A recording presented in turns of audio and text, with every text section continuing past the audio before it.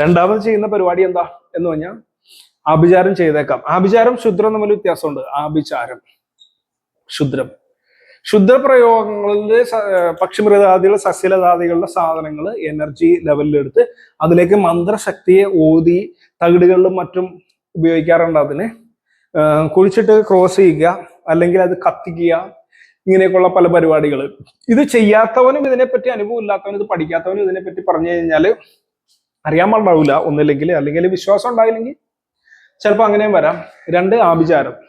ആഭിചാരം എന്ന് പറഞ്ഞാൽ ഹോമകുണ്ടങ്ങളിലൊക്കെ അഗ്നിയിലേക്കൊക്കെ ചെയ്യുന്ന ആഭിചാരങ്ങളും ആഭിചാര മന്ത്രങ്ങൾ ചെയ്യുന്ന ആഭിചാരങ്ങളും ആഭിചാര തകിടുകളൊക്കെ ഉണ്ട്. തകിടുകളിലൊക്കെ യന്ത്രങ്ങളൊക്കെ ചെയ്യുന്ന. അപ്പൊ ഇത് നോക്കിയേ, ഒരു തകിട് ഇപ്പൊ നമ്മള് ഒരു തകിടില് ഇപ്പൊ ഒരു അഷ്ടതളം വരച്ച് അതിലൊരു ത്രികോണം വരച്ച് അതില് ഒരു തകിട് എഴുതി ഭൂപുരം വരച്ച് അതിനെ ബന്ധനം ചെയ്തിട്ട് അതിലേക്ക് ഒരു എനർജിയെ കയറ്റി, അല്ലെങ്കിൽ ഒരു ദേവത എന്ന് പറഞ്ഞാൽ അണു അളവിലിരിക്കുന്ന ഈ റേക്കി പ്രാണി ഹീലിംഗിലൊക്കെ പറയുന്ന മാതിരിയുള്ള ശക്തിയെ കയറ്റിയിട്ട് അത് നെഗറ്റീവ് ശക്തിയാണ് കയറ്റിയേക്കണം. അതായത് ഇത് ക്രോസ് ചെയ്ത് കഴിഞ്ഞാൽ ഇവർ നശിച്ചു പോട്ടെ എന്നുള്ള തോട്ടിനെ ഇട്ട് കയറ്റി ഇതിലേക്ക് വെച്ച് കുറച്ച് സാധനങ്ങൾ, പൂച്ചയുടെ രോമം, തേളിന്റെ കാല്, പാമ്പിന്റെ തോല്, ഇതൊക്കെ ഉണക്കി പൊടിച്ച് ഇതിന്റെ കൂടെ കൂട്ടിയിട്ട് ഇതൊക്കെ മടക്കി കൊണ്ടുവന്ന് ഒരാളുടെ വീടിന്റെ അടുത്ത് അങ്ങനെ ക്രോസ് ചെയ്ത് അയ്യോ പണി കിട്ടിയെന്ന് പറയും. ഇതിന് അനുഭവം കൂടിയുണ്ട് പല ആളുകൾക്കും. ഞാൻ ഇതൊക്കെ പല ആളുകളുടെ കൂടെ പല വർഷങ്ങൾ പോയി എന്നിട്ടൊക്കെ പല കാര്യങ്ങൾ നമ്മളും പഠിച്ചിട്ടുണ്ട്. അപ്പൊ ഇതിന്റെയൊക്കെ കാര്യം എന്താന്ന് പറഞ്ഞാൽ ഇതൊക്കെ ഇല്ലാന്ന് പറയാൻ സുഖമാണ്. ഈ സംഭവം, അതായത് ഒരു സാധനത്തിലേക്ക് പോസിറ്റീവായിട്ട് ഒരു ക്ഷേത്രത്തിലേക്കോ ഒരു ആരാധനാലയത്തിലേക്കോ പോസിറ്റീവായിട്ട് ഒരു എനർജി കയറ്റാൻ പറ്റുമെങ്കിൽ നെഗറ്റീവായിട്ട് എനർജി കയറ്റാൻ പറ്റുമെന്ന് ആദ്യം മനസ്സിലാക്കണം. ഇത് മാത്രമല്ല, നമ്മുടെ മതത്തിൽ മാത്രമല്ല, ജിന്നുകളും മലക്കുകളെ പറ്റിയിട്ടൊക്കെ പറയുന്ന മതങ്ങളും ഏഞ്ചൽസിനൊക്കെ പറ്റി പറയുന്ന മതങ്ങളും ഒക്കെ ഉണ്ട്. അതിൽ തന്നെയാണെങ്കിലും ഇപ്പൊ എല്ലും കഷ്ണമൊക്കെ മറ്റേ വീടിന്റെ പുറത്തൊക്കെ കടന്ന് അത് ജിന്നുകൾ വന്ന് തിന്നുന്നാണ് പറയുന്നത്. അപ്പൊ പിന്നെ ഇത് ശരിയല്ലെങ്കിൽ പിന്നെ അതും പ്രശ്നമാണ്. ജിന്നുകൾക്ക് ഇഷ്ടമുള്ള സാധനങ്ങൾ, നല്ല ജിന്ന്, വെളുത്തേന്ന്, കറുത്തേന്ന് എന്നൊക്കെ പറഞ്ഞ പല സംഭവങ്ങളൊക്കെ ഉണ്ട്. ഇപ്പൊ ഉല്ലവദുർബിന്നാസ് മലക്കിന്നാസ് ഇലാഹിന്നാസ് മിൻഷർ വസ്വസുദുലിന്നാസ് മിനാസ് എന്നൊക്കെ പറഞ്ഞിട്ട് ഇതിങ്ങനെ അല്ലാട്ടോ ജപിക്കണ്ട, അങ്ങനെ പറഞ്ഞുകൊണ്ടാണ്. അപ്പൊ ആ നാസ് ഇത് ഓതുന്നതുകൊണ്ടൊന്നും വിചാരിക്കണ്ട, എനിക്ക് അതിലും എല്ലാത്തിലും വിശ്വാസമുണ്ട്. അതുകൊണ്ട് ഇത് ഓപ്പോസിറ്റ് മൈൻഡിൽ പറഞ്ഞല്ല. അപ്പൊ അതൊക്കെ ജപിച്ചു കഴിഞ്ഞു കഴിഞ്ഞാല് ആ എനർജി ഇപ്പൊ പറഞ്ഞിട്ടുള്ള ഇങ്ങനെയല്ല ജപിക്കേണ്ടതെന്ന് പറഞ്ഞു, ആ ഒരു സാധനം ജപിച്ചാൽ പോലും ചില സംഭവങ്ങൾ പോകുന്നതായിട്ട് എനിക്ക് ഫീൽ ചെയ്തിട്ടുണ്ട്. എന്റെ കാര്യമാണ് കേട്ടോ പറഞ്ഞത്. ഞാൻ ചിലപ്പോൾ ഇത് ഇപ്പൊ ഇങ്ങനെ പറയുന്നു എന്നുള്ളൂ ഈ ഒരു കോൺസെപ്റ്റിന്റെ അടിസ്ഥാനത്തിൽ. അപ്പൊ ഇനി ഇയാൾ മാറ്റി പറഞ്ഞേക്കണ പല സംഭവത്തൊന്നും പറയാൻ നിൽക്കണ്ട. എന്താന്ന് പറഞ്ഞാൽ എല്ലാത്തിലും ഇതേമാതിരിയുള്ള വിശ്വാസങ്ങളും എല്ലാത്തിലും ഇതേമാതിരിയുള്ള എനർജി കൺസെപ്റ്റുകളും ഉണ്ട്. അപ്പോൾ ഈ എനർജി കൺസെപ്റ്റുകളെ മൊത്തത്തിൽ തള്ളിക്കളയുന്നതിന് തുല്യമായിരിക്കും ഇതില്ല എന്ന് പറയുന്നത്. കാര്യം എന്താ, ഈ സാധനത്തിലേക്ക് ഒരു തകിടിലേക്കോ ഒരു പല മരുന്നുകൾ ഉപയോഗിച്ചിട്ട് അതിലേക്ക് ഓതി എനർജിയെ കയറ്റി അത് കൊണ്ടുവന്ന് ഏവിച്ച് ചെയ്യാൻ പറ്റിയില്ല എന്നുണ്ടെങ്കിൽ ഈ അമ്പലത്തിൽ എങ്ങനെ ശക്തി കൊടുക്കാൻ പറ്റും? നിങ്ങൾ പിന്നെ അമ്പലത്തിൽ പോകുന്നത് എന്തിനാ? അങ്ങനെയാണെങ്കിൽ പിന്നെ നിങ്ങൾ പൊട്ട് തൊടുന്നത് എന്തിനാ? ഈ പൊട്ടിലും എന്തെങ്കിലും കെമിക്കൽ ആയിട്ടുള്ള ഘടകങ്ങൾ ഉണ്ടാവുമല്ലോ, അല്ലെങ്കിൽ ഹെർബൽ ആയിട്ടുള്ള പവർഫുൾ ആയിട്ടുള്ള സാധനം ഉണ്ടാവില്ല എന്ന് പറഞ്ഞ മാതിരി എല്ലാത്തിലും ദൈവികമായിട്ട് സൃഷ്ടിയിൽ പ്രാപഞ്ചികമായിട്ട് നാച്ചുറൽ ആയിട്ട് ഉണ്ടാവുന്ന ഒരു പവർ എല്ലാത്തിലും ഉണ്ട്. മനുഷ്യൻ അതിലേക്ക് പലതിനെയും കലർത്തുകയോ എനർജി വൈസിലോ അതിലേക്ക് എനർജിയെ കൂട്ടി അതിനെ പവർഫുൾ ആക്കുന്ന മെത്തേഡുകളാണ് ഈ ആൽക്കമി പോലുള്ള പണ്ട് സിദ്ധന്മാർ ഇവിടെ കണ്ടുപിടിച്ചിട്ടുള്ള പല കൂട്ടുകളും.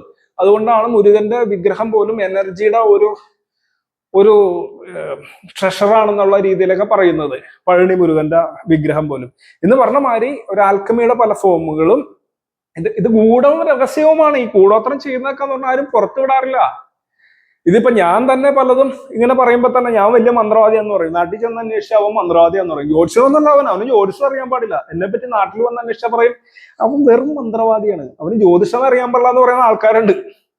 ആലുവെച്ചെന്ന് വെച്ചാൽ പുള്ളി ജ്യോതിഷനാണെന്ന് പറയും. ചില സ്ഥലത്ത് എന്ന് വെച്ചാൽ അയാൾ കളരിക്കാരൻ, അയാൾക്കൊന്നും അറിയില്ലെന്ന് പറയും. എന്ന് പറഞ്ഞാൽ പല ആളുകൾ പല വീക്ഷണകോണിലാണ് ഒരു വ്യക്തിയെയും ഒരു വസ്തുതയെയും ഒരു ആക്ഷനെയും തീരുമാനിക്കണം.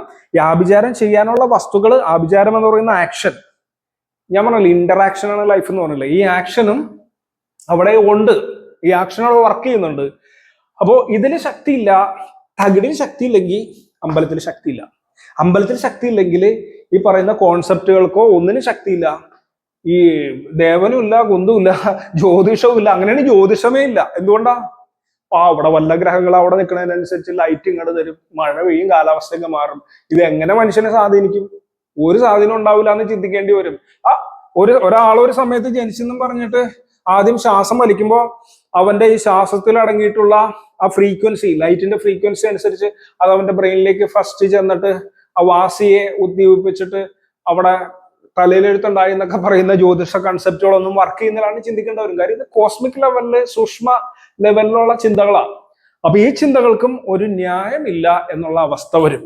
അപ്പോ ഗ്രഹങ്ങളും അങ്ങനെയാണെങ്കിൽ ഒരു കുന്തവും ചെയ്യാൻ പോണില്ല, മുഹൂർത്തം കുറിച്ചിട്ടും ഒരു കാര്യമില്ല. കാര്യം അത് കോസ്മിക് ലെവലിലല്ല അഫക്ട് ചെയ്യണം. കോസ്മിക് ലെവലിൽ അഫക്ട് ചെയ്യണ ഇതിനൊന്നും ഒരു വാല്യൂ ഇല്ലെങ്കിൽ നിങ്ങൾ മുഹൂർത്തം കുറിച്ചിട്ടോ ജാതകം എഴുതിയിട്ടോ പ്രശ്നം വെച്ചിട്ടോ പൊരുത്തം നോക്കിട്ടോ ഒരു കാര്യമില്ല. പിന്നെ ഒരു സംഭവം പറയാനുണ്ട് കേട്ടോ. ഇതൊക്കെ ആവശ്യം ഉണ്ടെങ്കിൽ മാത്രം നോക്കുക. ഇത് ജ്യോതിഷ കലയാണ്, ജ്യോതിഷമാണെങ്കിൽ ഇത് ആവശ്യം ഉണ്ടെങ്കിൽ മാത്രം നോക്കുക മതി. അത് ഞാൻ മുന്നേ വീഡിയോയിൽ പറഞ്ഞിട്ടുണ്ട്, മാറ്റി പറയുന്നത് ചിന്തിക്കണ്ട.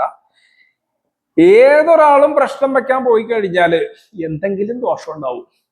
മനസ്സിലായോ? കാര്യം എന്താ? ഇങ്ങനത്തെ പ്രശ്നമാണെങ്കിൽ ഞാൻ ഇങ്ങനത്തെ പ്രശ്നം നോക്കാറ് കുറവാണ് കേട്ടോ. ഞാൻ ഒറ്റ പ്രശ്നം നോക്കാറ്. ഒറ്റ പ്രശ്നം അല്ലെങ്കിൽ ജാമക്കോൾ പ്രശ്നം അല്ലെങ്കിൽ ശംഖ് പ്രശ്നമൊക്കെ നോക്കിയിട്ട് എടാ നീ ഇന്ന കാര്യത്തിനല്ല വന്ന, നിനക്ക് മറ്റേ വീട്ടിൽ ചില പ്രശ്നങ്ങളുണ്ടല്ലോ, കലഹമൊക്കെ അല്ലേ, അപ്പൊ ഫിനാൻഷ്യലായിട്ട് പ്രശ്നം ഉണ്ടെങ്കിൽ അത് നീ ആദ്യം ഫസ്റ്റ് അത് ടാക്കിൾ ചെയ്യും, എന്നിട്ട് ബാക്കിയുള്ളത് ചെയ്യാൻ പറയും. ഇപ്പൊ ബിസിനസ് ആണ് പ്രശ്നമെങ്കിൽ ബിസിനസ്സിൽ എന്താ പ്രശ്നം എന്ന് ഡിസ്കസ് ചെയ്തിട്ടൊക്കെ അതിന് കുറച്ചുള്ള കാര്യങ്ങൾ ആദ്യം നീ ചെയ്യേണ്ട കാര്യം നീ ചെയ്യും, എന്നിട്ടും സാധിച്ചില്ലെങ്കിൽ നമുക്ക് മറ്റുള്ള രീതിയിൽ നോക്കാമെന്ന് പറയും. അല്ലാതെ നേരെ പറഞ്ഞിട്ട് ആളാ നിന്റെ ബിസിനസ് പൊട്ടിയത് ധർമ്മദൈവകോപം, സർപ്പകോപം, ബ്രാഹ്മണകോപം, പ്രേതശല്യം, ആഭിചാരം എന്ന് ഞാൻ പറയാറില്ല. പക്ഷെ ചില കേസുകൾ കുടുംബ പ്രശ്നമൊക്കെ ആയിട്ട് വരുമ്പോൾ ചിലപ്പോൾ ഇതുണ്ടായിരിക്കാം. കാര്യം കുറെ നാള് ഒരു എനർജിറ്റിക് ആയിട്ട് ഒരു കല്ലൊക്കെ വെച്ചിട്ട് ഞാൻ പറഞ്ഞില്ലേ മാജിക് സ്റ്റോൺ എന്നൊക്കെ പറഞ്ഞ രീതിയിൽ എനർജി വെച്ച് അവിടെ ആരാധിച്ച് അതിനെ ഇളക്കി കൊണ്ടേ കാട്ടിക്കളഞ്ഞ് അത് നെഗറ്റീവ് ആക്കി. ഒരു സ്റ്റോൺ പോസിറ്റീവ് ആണെങ്കിൽ നെഗറ്റീവ് ആവാം, നെഗറ്റീവ് ആയി കഴിഞ്ഞാൽ നെഗറ്റീവ് എനർജി മൊത്തം സ്പ്രെഡായി വിഷമയ മാറി അതിന്റെ അടുത്ത് ചെല്ലണവരൊക്കെ മൈൻഡൊക്കെ മൊത്തം പ്രശ്നമായി, ഒരു കാര്യത്തിലും ശ്രദ്ധിക്കാൻ പറ്റുന്നില്ല. ഇവന്മാരെ ഇത് നെഗറ്റീവ് അടിച്ചാൽ എന്താ പ്രശ്നം? മറ്റുള്ളവർക്ക് ഇവന്മാരെ കാണുമ്പോൾ ദേഷ്യം വരും. അപ്പൊ ഇന്ററാക്ഷൻ പ്രശ്നമായി, വർക്കുകൾ പോകണു, കുഴപ്പങ്ങൾ വരുന്നു, അതൊക്കെ വരാം. അപ്പോ ഇത് ആദ്യം ശരിയാക്കേണ്ട വരും. മാജിക് സ്റ്റോൺ എന്ന് പറയുന്ന രീതിയിൽ ധർമ്മദൈവത്തെ വേണ്ടതിൽ പ്രതിഷ്ഠിച്ച് ഞാൻ നെഗറ്റീവായ സാധനം പോസിറ്റീവ് ആക്കേണ്ടി വരും. അത്തരത്തില് എല്ലാം. അപ്പൊ ഇതൊരു കോപമുണ്ട്. അച്ഛൻ വിചാരിച്ചോണ്ടിരിക്കുകയാണ് ഈ കുരുത്തം കെട്ടവനൊന്നും നശിച്ച് പോണില്ലല്ലോ എന്റെ പൊന്നോ, ഇവന് ഈ വീട്ടിലിരിക്കുന്ന പ്രശ്നം. പല തന്തമാരും എന്നോട് വന്ന് പറഞ്ഞിട്ടുണ്ട്. അല്ലെങ്കിൽ അമ്മ വിചാരിക്കണ് ഇവനെ പെറ്റത് തന്നെ കുഴപ്പമായി, എനിക്കാണെങ്കിൽ ഒന്നും ചെയ്തു തരുന്നില്ല, ആകെ വിഷയങ്ങളാണ്, ഇവന് എന്തൊക്കെ പ്രശ്നം ഉണ്ടാക്കണം, ഇവന് ഇടന്ന് നാട് വിട്ടു പോയാൽ മതി എന്നുള്ള ഒരു പ്രാർത്ഥന.